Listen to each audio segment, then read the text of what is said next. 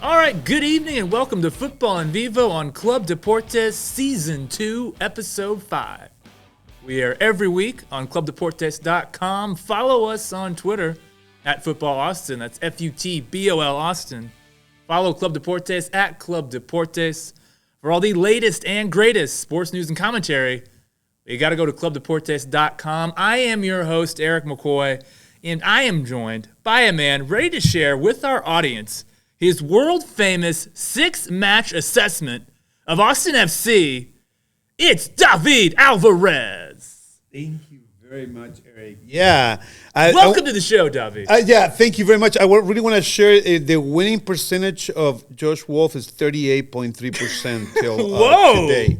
Whoa. I think this is after an historic moment here. 81 games, and the winning percentage is, I said, 38.3. Historic moment here on Futbol En Vivo. I think for the first time ever, you have mentioned a stat before I have mentioned a stat. Yeah. I don't think that's ever happened. Well, I tried to mention it last time with Jorge Iturralde, but on Tuesday in Espanol, it was harder to go through. He's not a stats guy, David. He's not a stats guy. Not a numbers guy.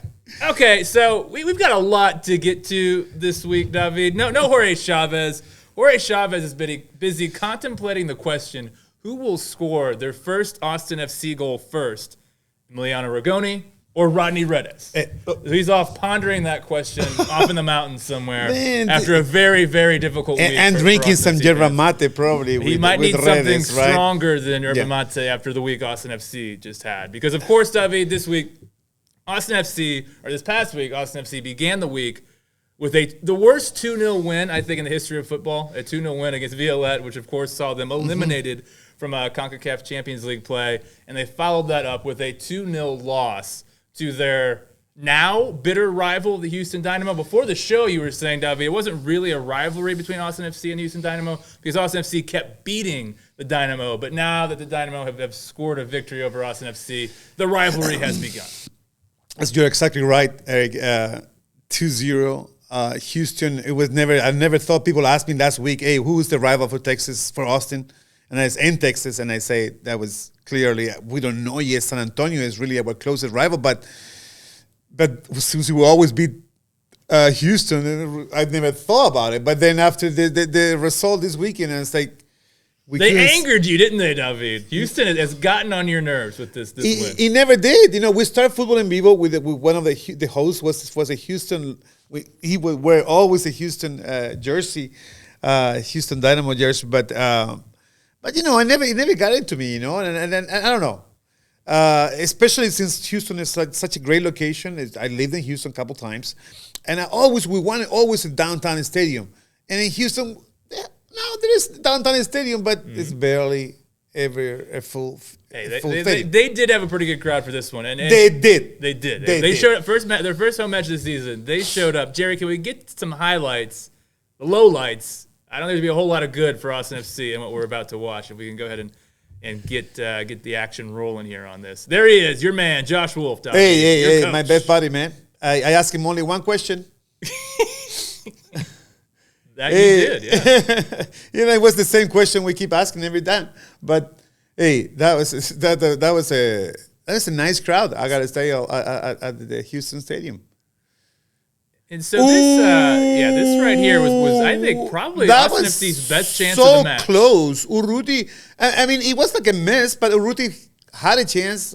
It was closer than. He's not very good with aerial headers. No, Urruti. but not very good. No, but it was pretty close. It was a pretty close chance that he had, but it didn't feel like when after he hit it, it didn't feel like, oh, I'm so sorry I missed. It felt like oh.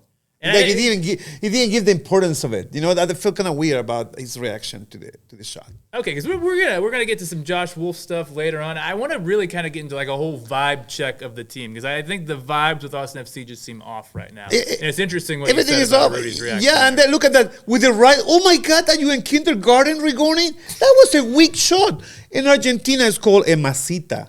A weak. Masita. Masita.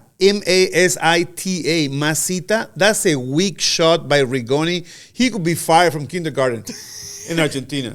I don't know Wow, what is he doing Rigoni here. Would be fired from He kindergarten. will be fired from kindergarten because We want a quote to highlight on this video. That would be a pretty good one. Masitas are not allowed in Argentina. David, have you ever seen a player just worse at striking the ball than Rigoni? I mean, it is so frustrating, man, these shots. Pochettino. I saw Pochettino many times do the same thing. But it seems to be like I've never seen someone shoot it straight at the goalkeeper more than Rigoni. It's just constantly, anytime he gets into a good position, it's straight at the keeper.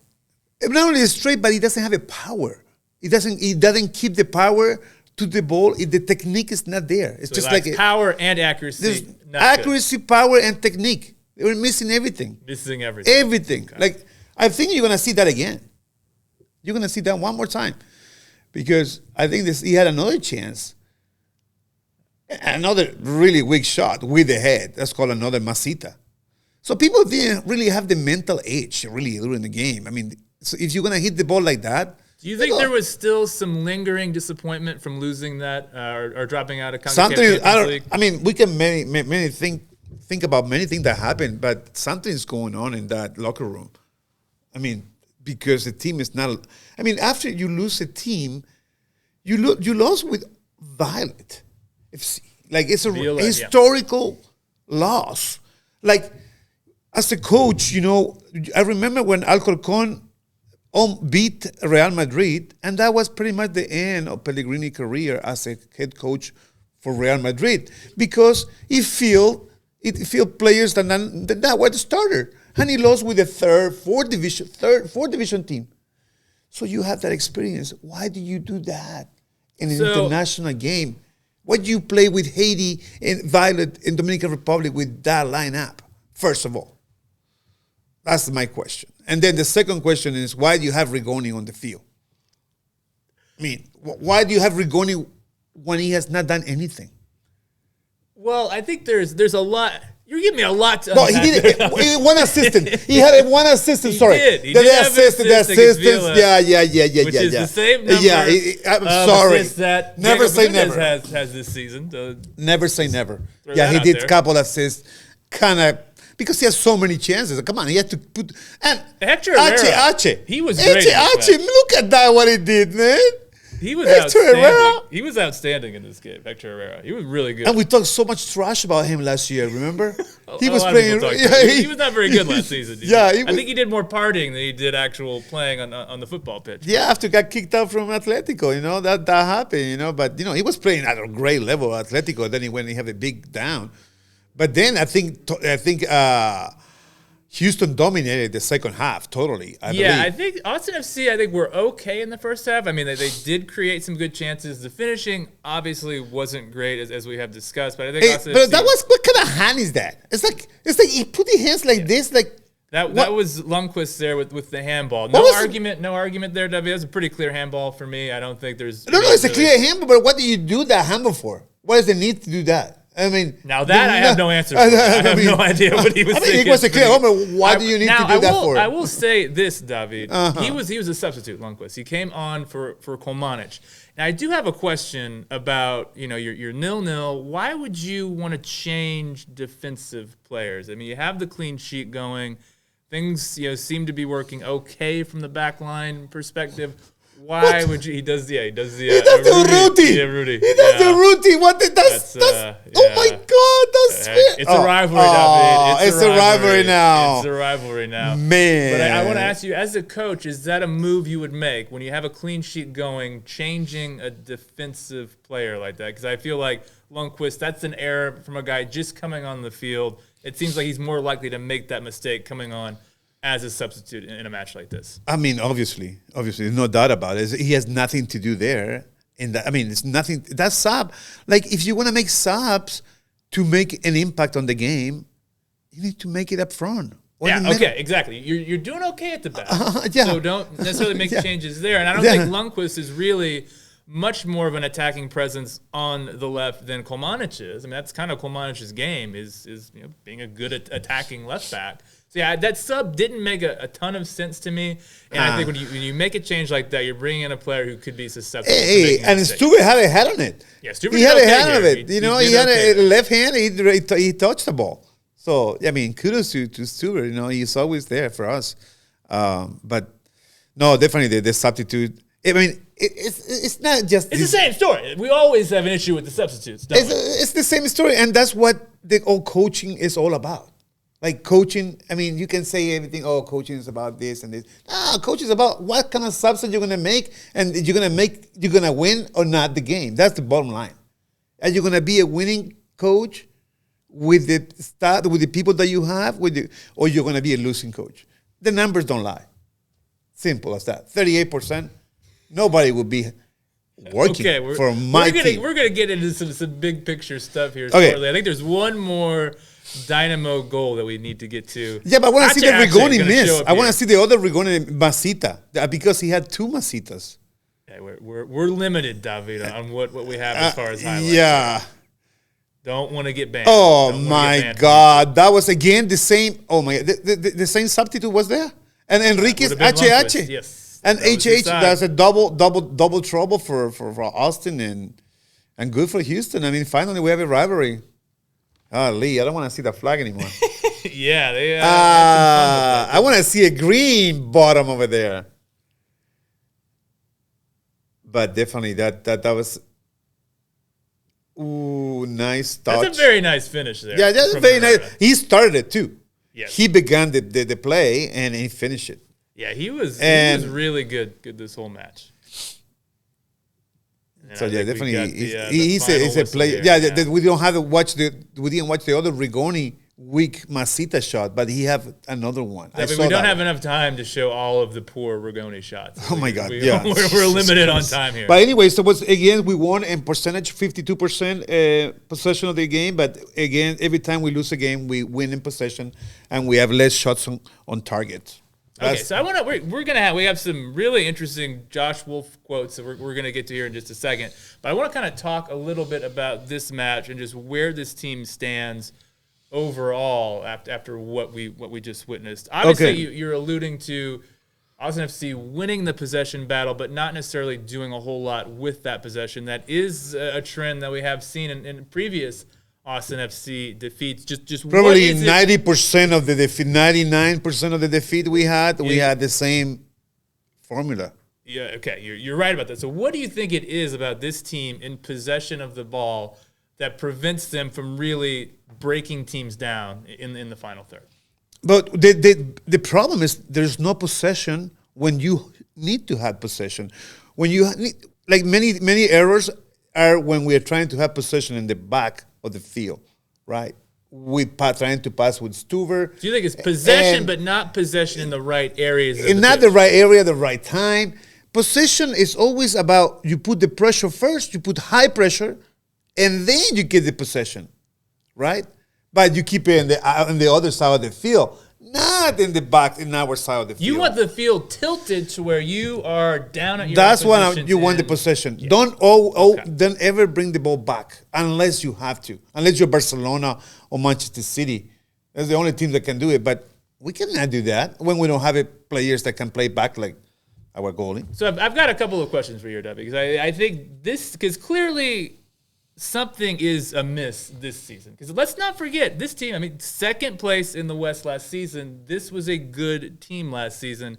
And from the league perspective, they're not necessarily off to a bad start. 2 wins, 2 losses. No. Obviously, that's kind of overshadowed by the CCL loss to Violette. But I do think some disturbing trends are starting to emerge from an attacking perspective. A lot of the players that we would have thought we're going to have good seasons are really struggling right now. I'm thinking Rigoni. I'm thinking Zardes. I'm thinking Diego Fagundes. A question I have for you, David. John Gallagher, he's been one of the bright spots on this team. Last season was deployed primarily as a left back. Yeah. He has this season primarily been playing on the right.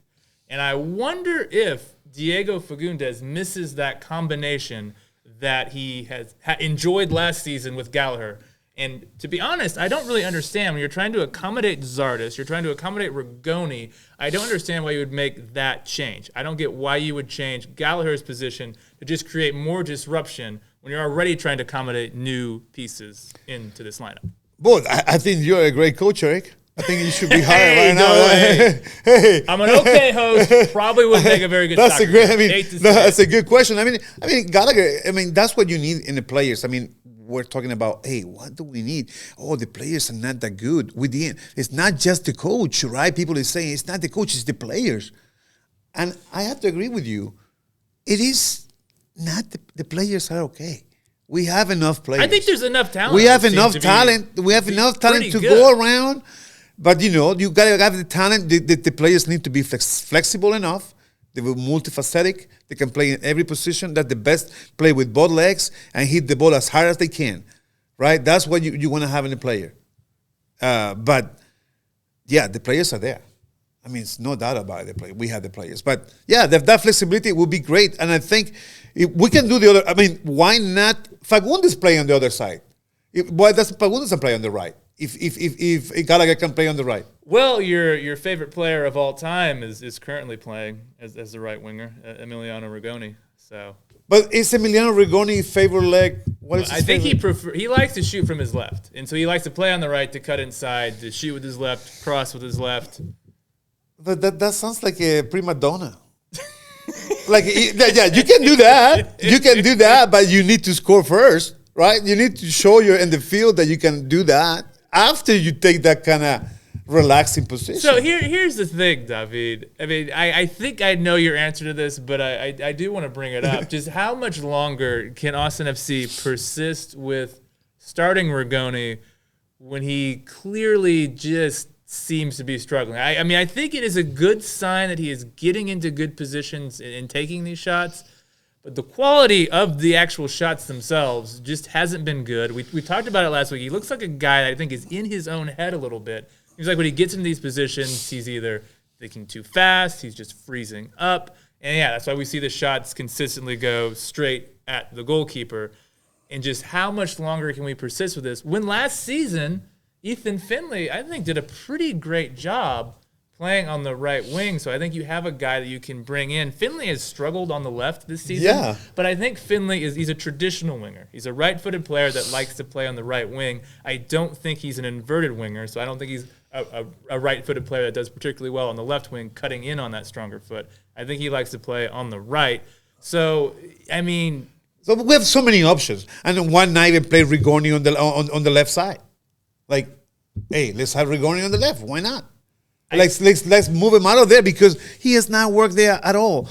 And I have to be, honest with you. I mean, we already had this conversation in like several Futbol En Vivo shows. He keeps struggling, he keeps starting. If you have not watched the show, we get tired of it because he keeps playing. He keeps playing, and somebody did not notice that he's not good. It's awful. It's awful. So you want him out of the starting lineup now? I say he needs to get out of here right now. He needs to go to the psychiatrist, psychologist, therapist, you name it. He needs something. That guy is off. He's totally off. Come on. During the game, the most important for me, I have to go back to the Violette game. Emiliano Rigoni, there the stats for him. How many goals did he has? How many goals? How many minutes? So this would be MLS play. 320 minutes. 0 goal. 0 assists. He does have the assist. He has 1 assist. He has 1 assist in for Champions League. Yeah, those are MLS yeah. stats. But oh my God, if you cannot see it, here's what I think, David. I think there are flashes of a good player there in Rigoni. I don't know if there are flashes of a great player, but I think there's a good player there, and there's a potential upgrade on Ethan Finley. But I don't think, there's no doubt about it. The fan base is really restless right now. You just suffered, the loss to Violette, that's about as embarrassing as it gets. Austin FC were the laughing stock of world soccer for a good week right there. No, not everybody take it that way. A lot of people because when I was in the supporters section during that game, and I have to feel I was like so pissed off at Rigoni. I was like, every time I saw Rigoni try to touch the ball, I said, oh my God, do something. Please, please, please. Tell me that I'm wrong. Tell me. Will you show me that I'm wrong, please? And what did he do?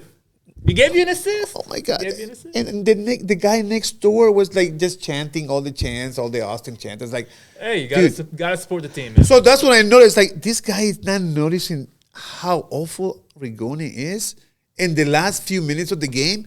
And not only that, but it's not only Rigoni, but you have to, the last minutes of the game against Violette, like, we had the hope. I think everybody believed that we can make it, that we can score the third goal. Well, how many minutes do we have? 40 minutes, I believe, to score that goal? From the second goal? Yeah, and you have 10 minutes of 40 minutes to score that goal? Mm-hmm. How many chances? How many times, like the same thing when you talk about when do you do possession and when you don't? We didn't do possession in the game. Every time we have the ball, we have to cross, awful crosses. Some of it, they were like, oh my God, there was like so many 35 shots on goals. There were 35 shots in that match. And I actually think you bring up an interesting point. We can maybe get deeper into the Violette match later. Yeah. Because there's a couple of big picture questions I have from that. Yeah. But one thing I will say, you bring up an interesting point. I do think Austin FC perhaps took too many shots. Should have worked the ball around a bit more to try and draw Violette out of position a bit better. I think that you actually bring up a good I was point right there like, oh my God, I'm going to get the ball. I'm going to get the ball because it's going to be a wrong shot. You could have got a I almost got one Alex Ring. Alex Ring, he was totally off. It was like, boom, from like 35 yards, like, boom. I almost got that one. But to kind of circle back to the Rigoni conversation, I do think this was a really tough week for Austin FC to go out of CCL to a team from Haiti that only had 3 substitutes in that match, replacement players, the whole thing. And then to lose a match to your, I think certainly a pretty heated rivalry now with Houston. This team is in, I think, a bad moment. And we're going to get to Josh Wolf's quotes here in a second. There's just bad vibes around this team. I don't know how much longer you can persist with a player who's clearly struggling in Rigoni, especially when you have other options and you could just put out the lineup that you did last season. Finlay on the right, Fagundes on the left, Driussi as the 10-ish, hybrid 8-10 player, and maybe go with the Rudy up top because Zardes has been struggling. Anything but Rigoni. anything but Rigoni. No, honestly, anything but Rigoni. He's just awful. And he mentally is off. And we agree, the guy is good. He has the technique to be a great player. And he's a good friend of the main thing, he's a very good friend with Sebastian Driussi. And they have some connection. There's a connection there, but that's all the team has. That connection, but there's no connection with the rest of the team. I think Driussi is better at playing soccer than he is at making friends. I think we can say that. I think we can all agree on that. Oh my God, yeah. So but let's, I don't know if you have the highlights from those. I don't know if we got those, but I think we do have some Josh Wolf comments after the game. Can we get some of those rolling here, Jerry? Because Wolf had some interesting things to say after this. We got 4. Okay, let's just roll the first one. St. Louis, Montreal. I think of, certainly, tonight early in the game, but they should come from many people. I think Sebastian is a tremendous player, but we can't rely on Sebastian only. Diego needs to contribute. Emi needs to contribute. Giassi, Maxi will. All of our attackers. We got to do better on set pieces. So there's a little bit in all phases, but we create chances. We certainly can gain control of the game, but we have to do a better job finishing off opportunities. Goals change games, and we did it the other night in Champions League. You created more than enough chances to score goals. Salt Lake, very similar. In transition late in the game when you have the lead, you got to be a little bit more ruthless, a little more calm, a little more quality. It falls on the responsibilities of everyone, but Sebastian Driussi can't be the only guy that scores for us. So we have to have more contributions, and guys need to be honest with themselves. There's some performances that are poor. There's some efforts that are poor. And when that happens, we're going to continue to make changes when that's needed. Okay, so I think a couple interesting things there, David. I mean, I think Wolf is correct. It can't just be about Driussi. No, it's totally right about that. That is not a sustainable attack, relying on one player that heavily. But what do you think the issue is? Do you think the issue is Austin FC are creating good chances and just not finishing them? Or do you think the quality of chances that they are creating actually isn't good enough either? Like, what is it here? Because in this match against Houston, I know you're a big expected goals guy, David. Expected goals, they were under 1 for this match against Houston, which to me says they didn't actually create good enough chances. It's not even just the finishing that's off. It's that the entire attack as a whole just isn't gelling. So I do kind of disagree with what Wolf was saying there. Well, I have to agree with the lineup he had against Real Salt Lake and then the lineup he had against Houston. I think I was okay with it. I mean, I was okay with starting a lineup. I mean, I think, at some point you can say, okay, it's okay lineup, but the way you develop the game and like the way you create chances, it's just like you have a team. You have a team that, like we had that last year. Like you had that before the playoff. You feel like Austin, no matter what, we got a chance.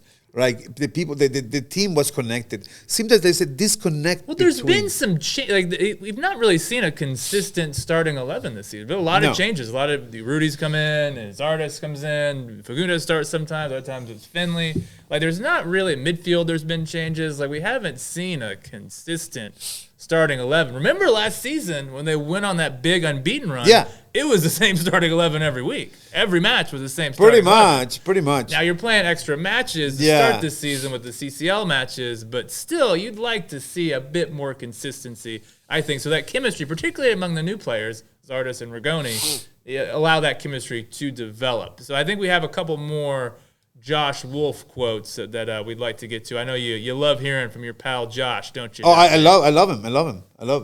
I think I feel identified with him sometimes. Every time I lose as a coach, I feel like you need to learn from the experiences.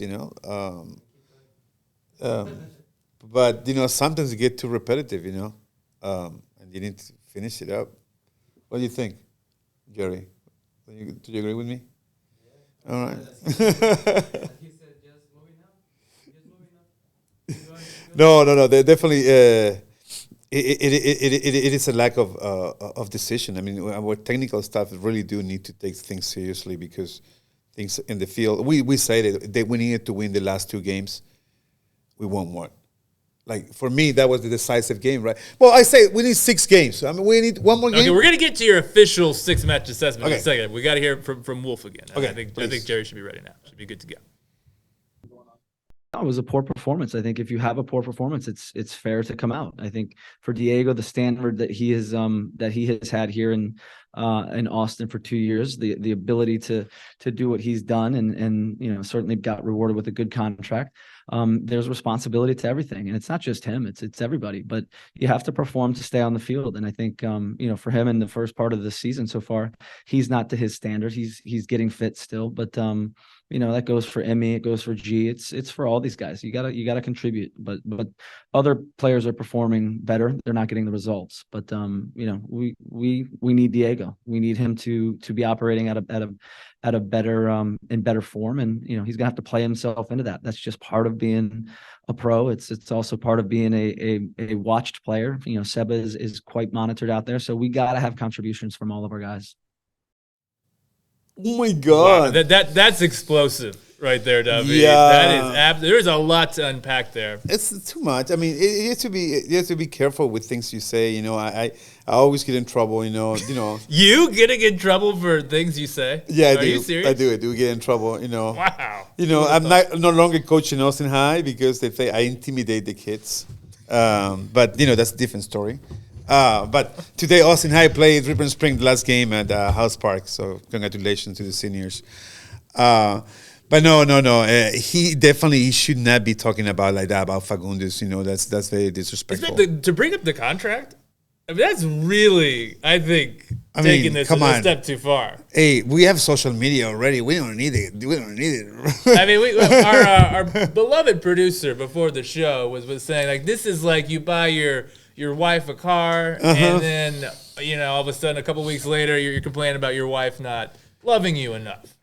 So that's kind of like Diego certainly earned that contract up to a bit of a slow start this season. There's no reason. Like it's almost like Wolf is saying, Diego, you got your money, and now you're not really putting in the effort for us. What I do think that he says something right. It's like everybody needs to keep the standard.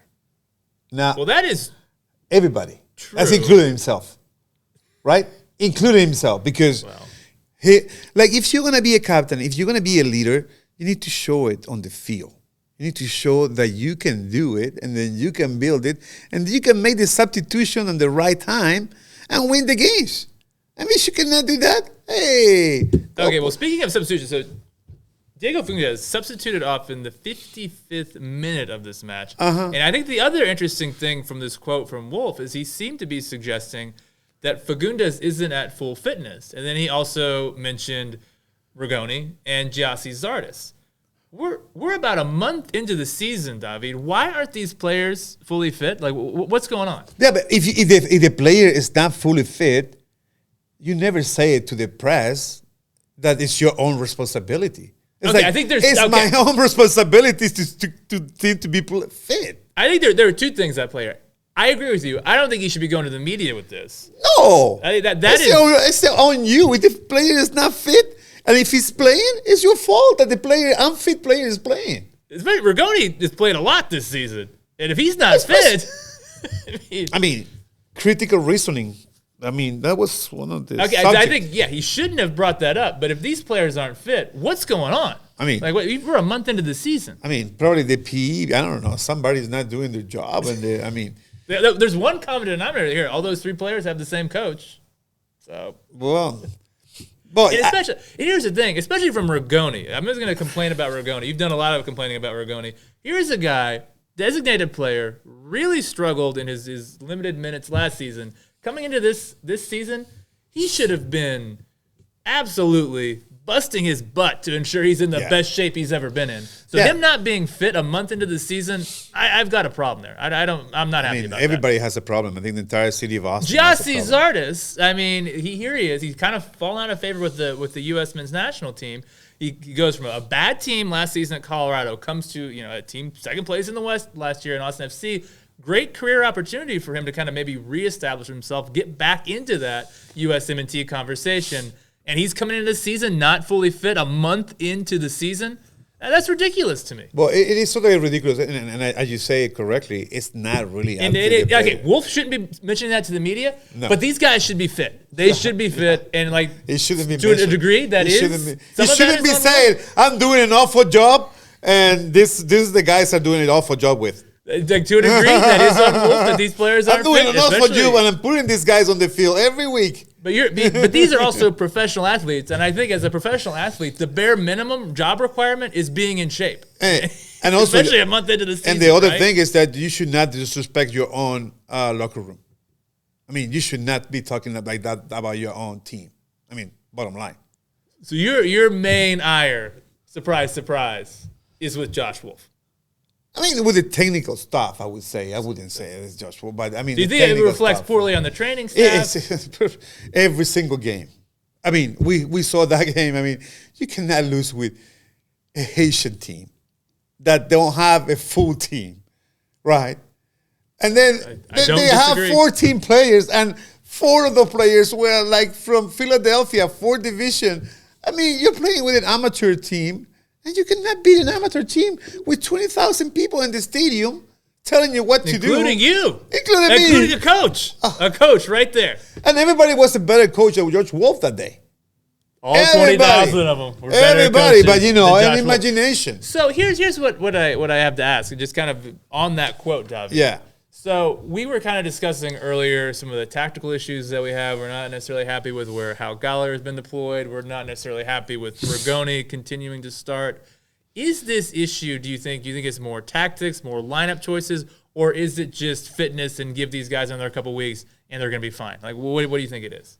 No, the problem is it's a subject. It's a subject matter. It's just not the side. It's just who is running the team and who is making the decisions during the games. And every time when we have a soccer game, you need to make the decisions. And the first decision you make at the lineup, all right? And then after that, you try to guide the team during the field, talk to them. Maybe some coaches don't like to talk, others do. But then the substitute come up. You need to make the substitute at a certain point of the day game. And then there's certain rules that you need to follow, like soccer 101, football 101. What do you do with the ball when you have it? And what you do not do with the ball. In the game against Violette, FC, the last 5 minutes of the game We have 3 corners in our favor. 3 corners when we needed to score. And what we did with the corners, remember what happened with those 3 corners? We tried to pass the ball, and instead of putting the ball in the middle, and instead of having Stuver going, it says, Torres guys, go score that goal, the 3rd goal. Stuver never tried to score because we tried to pass the ball in the last minute of the game, and the most important game of international career. Not good enough. Not good enough, is it? No. I'm not going to say anything else. Well, we still have a little bit more of the show to go, David. We need you to say a little bit more. I think we got some more Josh Wolf for you, because I know that'll get you talking. Wolfito, I mean, I'm happy with Wolfito, though. 1 out of 2 is not bad for the Wolf family right now. He's got to score. I mean, he's constantly, again, I'd say he's our most consistent guy getting in great spots. He has not broken that seal, but his performances are good. His output is quite good physically. He has to find the back of the net, and that's he's a good player, and he needs that validation for himself right now more than anything. But I think the way he plays, he carries himself, his commitment, the effort again is very good, very true from him each and every game. And the sooner he breaks the seal, I think it'll be good for all of us. It'll help guys like Seba as well. But we got a number of guys that have to do a little better in front of goal for sure. So that is Josh Wolf speaking about your favorite player, Emiliano Rigoni. I was like, what was he talking about?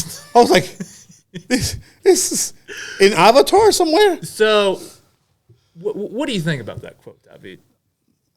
I mean, I feel like he's very polite. He's very polite about his player. About Fagundes. Okay, I have a couple of questions here, because just a second ago during that Fagundes quote, he did mention Rigoni being one of the players that's not fully fit, and then there he is saying, "Well, he's doing everything right, getting great chances." Just not finishing. Needs to break the seal. Which one is it? Is he not fit, or does he just need to defend? But if he's not fit, what is he playing? First of all, right? And if he's so good, why is he not scoring?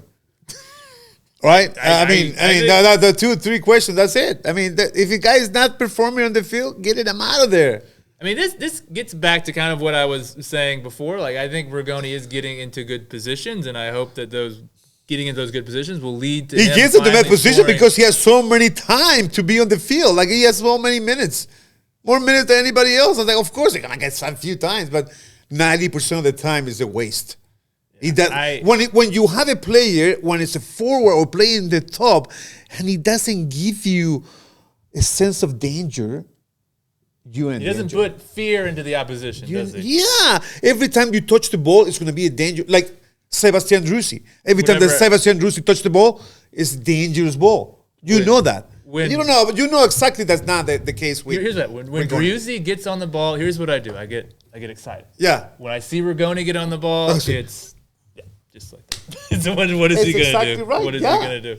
Yeah, that's exactly right. When you know when those players, and even as a player, when I was conscious, like, hey, if I'm gonna be playing, I need to be the player that's going to create. Every time I get touched the ball, I'm going to be dangerous, no matter what. That's exactly how it should be, David. I'll close with this. We've talked a lot about Rigoni on this show. I will say I think there is an element of truth that, yes, he is getting in good positions, and hopefully once he gets that goal, you guys are too nice. It'll turn out all right for position. him. But I do think Wolf is contradicting himself when he says that He should be playing Austin FC 2. He should go Austin FC 2. He should be starting this weekend. Little harsh, David. I think we got one more soundbite from our pal Josh. Let's get that rolling. I think the performances by and large in our MLS games have been quite good. And when I think of St. Louis and Montreal and Salt Lake and even tonight at times, it was solid. The second half it got away from us a little bit, but we got 2 wins, 2 losses on the season. We're 4 games in. So, where there is some disappointment, obviously, from the Champions League, we've got to brush that aside quickly and keep focusing on what's in front of us. Next thing in front of us is Colorado. We'll review this game. There's clearly a lot of things that we got to get better at. And I think, from performance standpoint and input standpoint from players, we're going to need more. They got to dig in. They also got to perform better as well. And those are the only things that are going to get us out of this. Is us as a group and staying together and pushing forward. So what do you think about that, David? It sounds like you got a lot to say. I mean, he has a lot to say. We have a lot to say. I mean, Colorado is coming up, and then that's the future. I mean, he's talking about what the future has to do, but he say we need to concentrate on the defense. I think, really, we need to concentrate in scoring a goal. Like, we don't need to concentrate on defense right now. We need to score goals. Come on, dude. Yeah, no goals against Houston and against Violette. Bear in mind, one of those 2 goals was a gift from the Violette goalkeeper. He pretty much just dropped a ball that, And everybody knew that goalkeeper was like a second. It was the starter goalkeeper. He made some good saves earlier in that match. But during the he practice, made a like pretty the big people were laughing at all the errors he was making during the warm-ups. He would say, "Oh my God, the guy's awful." And then the kids, one of the kids that went to the game, he just said that. But anyways, let's get into this because Wolf basically there said that in MLS through 4 MLS games, Austin FC's performances have by and large been good. So that's 4 matches, but of course we know if we add in those CONCACAF Champions League matches, those were 2 matches, so that's 6. So it's time for the David Alvarez Austin FC 6-match assessment. So we heard what Wolf says. He says, by and large, been fine, been good. What say you, David Alvarez, about how this team has played through 6 matches, through all competitions overall? No, do we already have 6 matches? 6 matches. 4 in MLS, and then the 2 legs against Violette. So that's 6. Oh my so it's God. time for the David, world-famous, world-renowned 6-match assessment. Let's hear it, David. What's your grade? What grade are you giving? Bro, between the 1 and the 10? Yeah, let's go. Between 1 and 10. What are you giving? A 2. A 2? I give him a 2. I give him a 2 right now. I was nice. We should have given him a 1 after losing with a team Haitian team that did not have just the budget of 1 player. We can pay for 1 for the entire team with a couple players, right? It's ridiculous. You play with the 2nd division, 3rd, 4th division. I mean, it's just unacceptable to play field players that never played together against a team you never played before. Like, this is not a joke. You need to take it seriously. We're playing an international game, CONCACAF. There's a lot of stakes and then you do the same thing. You do a good game against Real Salt Lake, right? I mean, it was a good game, but we needed to win the other game, right? Winning the games that we lost, come back, and we have 40 minutes. And in those 40 minutes, our coaches show how inept it is for the job, because he didn't make the right changes, right substitution.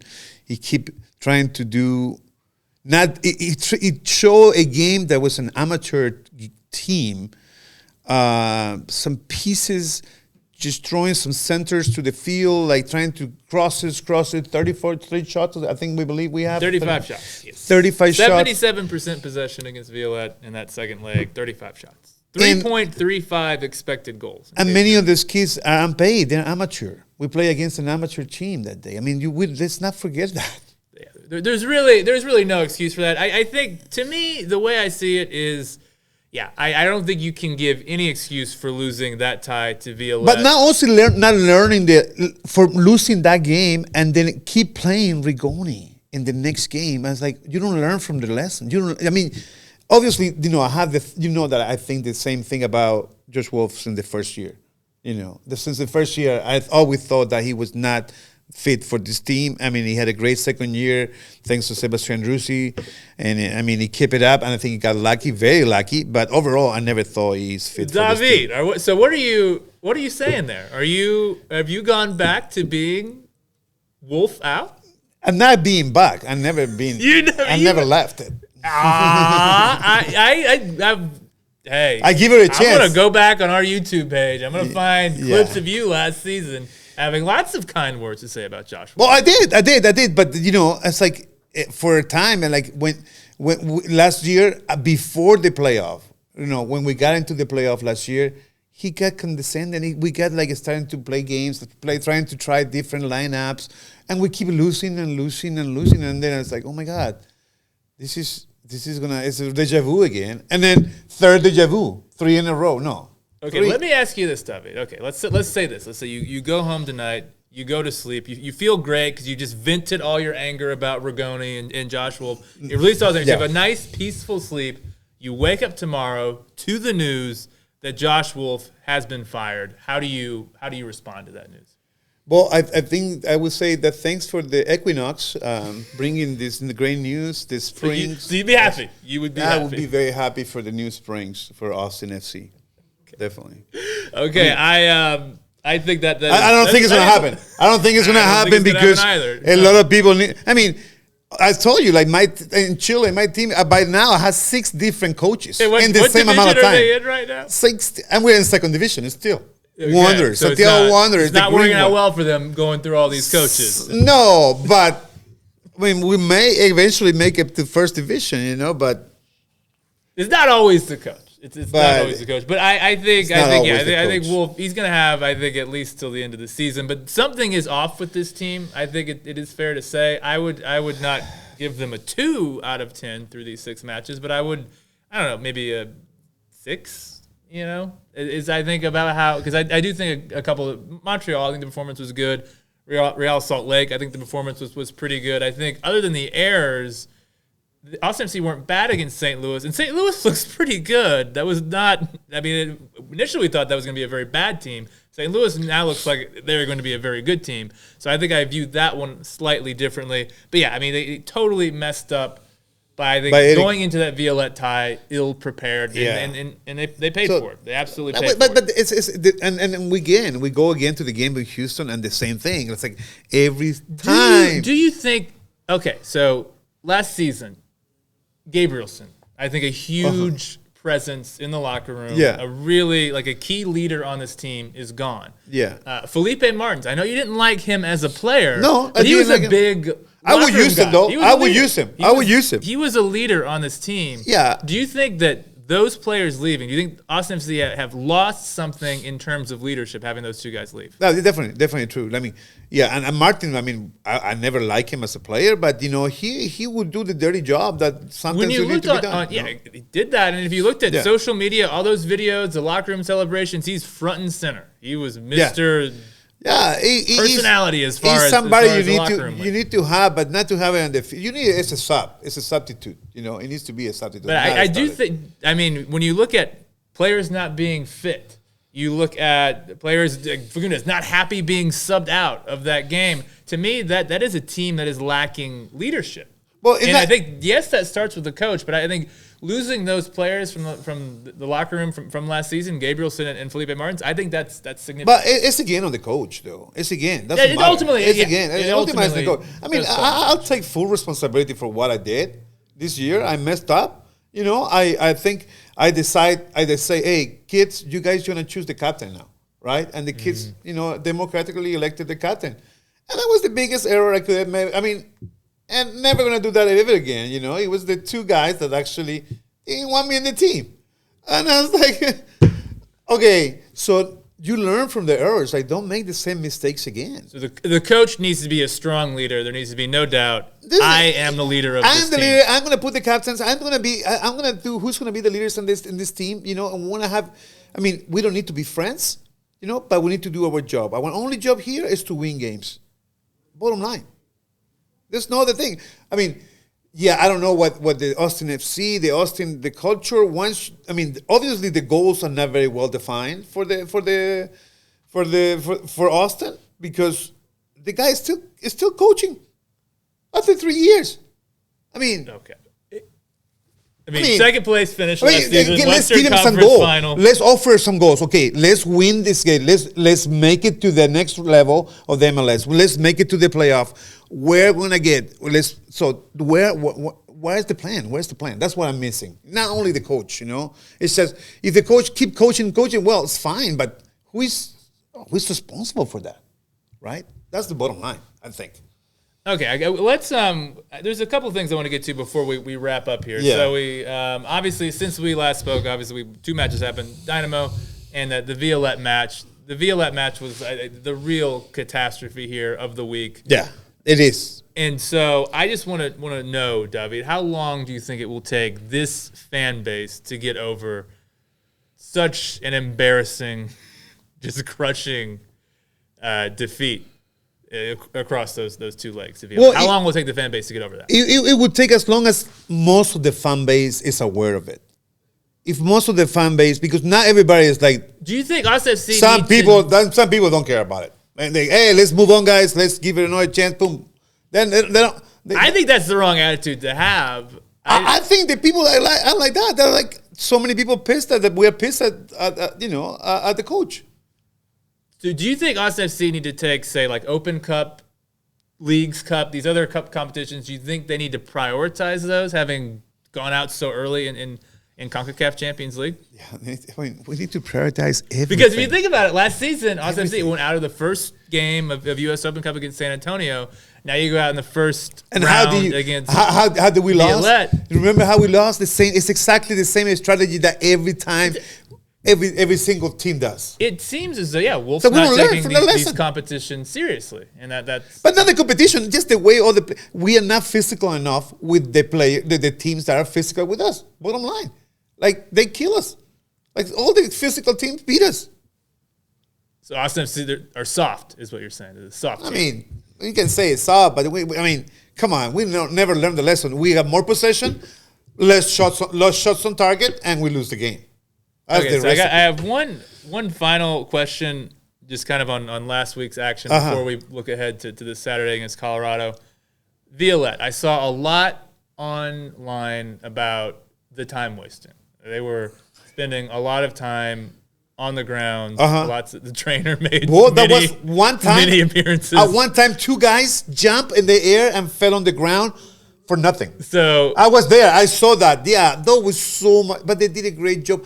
Exactly during the Oscar week. I thought those guys going to win the Oscars. very appropriate. So 2 questions for you. Did you have a problem with that gamesmanship from Violette? Okay. No, absolutely nothing. I would have done exactly the same thing.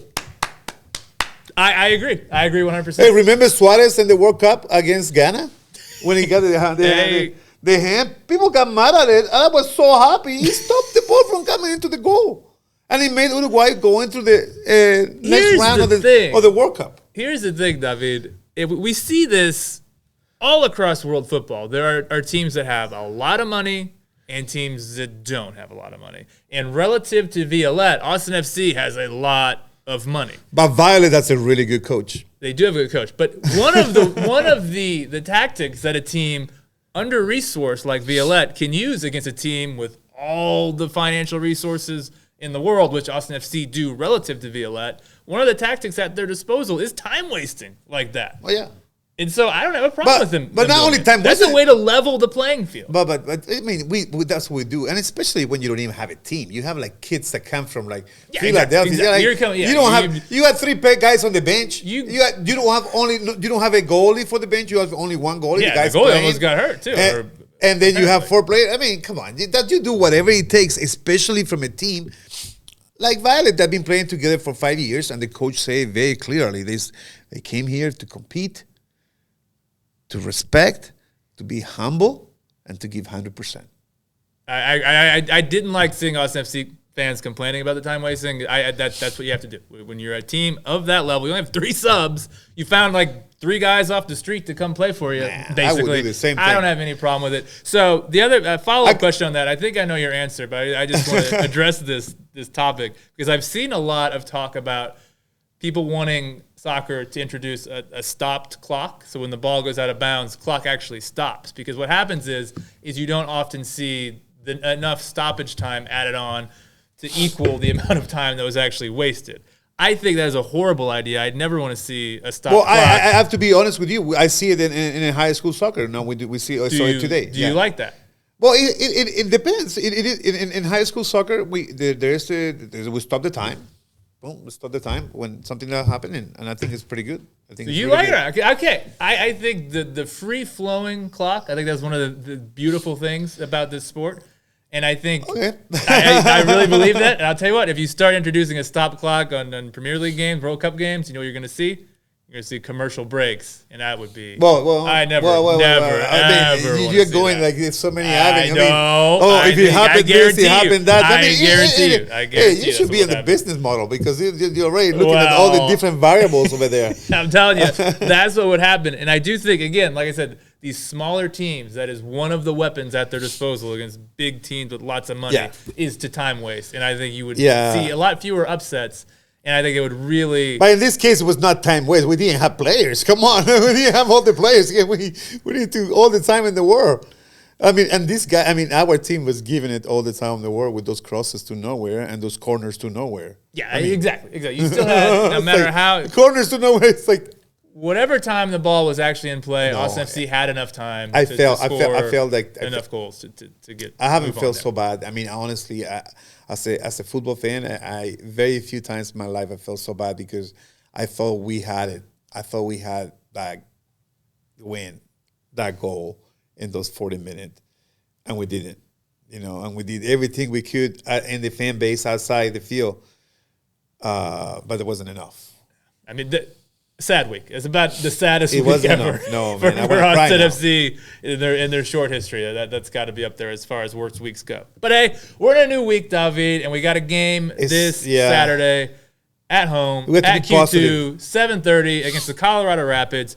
Colorado are not good. I'm just gonna give you some information In the here. bottom. There they are, They're in the bottom dead of the line. last. Yeah. They have scored 1 goal through 4 matches and have conceded 7. That's a -6 goal differential, David. That is very bad. They really lack an attacking presence up top. They're using Darren Yappy. He's an 18-year-old striker. He's got some potential, Yappy, but clearly very young, very raw talent, not doing a whole lot for them up top.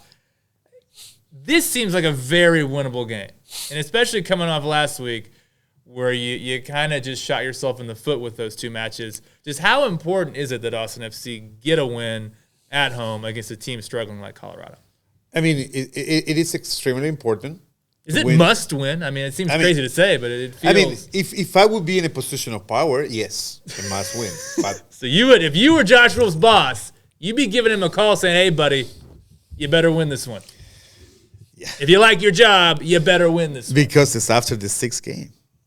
It's after the all 6th bets game. are off after the It's 6th after game. the 6th game. No, not that. But no. Honestly, I think, and not only me, but the entire Austin FC fan, deserve some respect. We deserve respect, and we cannot go on like this. This is it. This is it. I mean, you gotta show that what he gets. That you gotta show that everybody is fit this week. Everybody got to be fit, right? No They better be, complaint. but No they're not. complaints about Start this running week. around, running laps, get fit, man. Hey, We're a at month least into 2 the miles season. before you do so many warm-ups. I agree. Okay, let's get some predictions, David. Who wins this one? Austin FC, Colorado, 7:30 Q2 Stadium on Saturday. Well, even though I would love, for whatever I say was correct, but I always want Austin to win. So I'm not gonna say. You got pick with your head. I'm You not want gonna say. pick with I'm your not. I head. cannot tell you with my head. When you talk with my heart. No. Anyways, I would say that Austin will win. Austin. Is will that win. the head talking or the heart talking? No, it's in my it's my heart. My heart. Okay. 2-0. 2-0. What does the head say? Oh, the head says that we're gonna lose. Oh, really? Even against the team in no. last. It's gonna be a 2. My head says it's gonna be a tie. Okay. Yeah, the head says It's a nice it's way to gonna be a tie. kind of ride the fence. Yeah, there, but yeah, my heart wanna win. All right. I think Colorado are really bad. I don't think they're a good team. I think Austin FC are struggling. But It's like I think Chicago. I think they're. It's like Chicago on the Eastern Conference. Well, hey, MLS is weird. Even bad teams can beat good teams. It's a league But of parity. For honestly, sure. our 2 wins, I think we got pretty lucky. I think the performances were pretty good. I think this. I mean, if we got lucky, imagine all the teams that got lucky too. So every give or dog take has it. its day. Yeah. So I think Austin FC are the better team in Colorado. And I think they really want to make a statement. I think the players themselves feel pretty bad. They should feel bad after the week that they just had. And so I think especially in There's front no of the home locker crowd, room problem. That's just her saying no locker room problem right there. Everything is cohesive. If you say so, David. If you say so. Well, we need to prove it. Exactly. So you need to prove it. Very important game, and I think Austin FC knows that. Josh Wolf knows that. Emiliano Rigoni knows that. And so I think Austin FC will win this one. I'm going to go 3-0.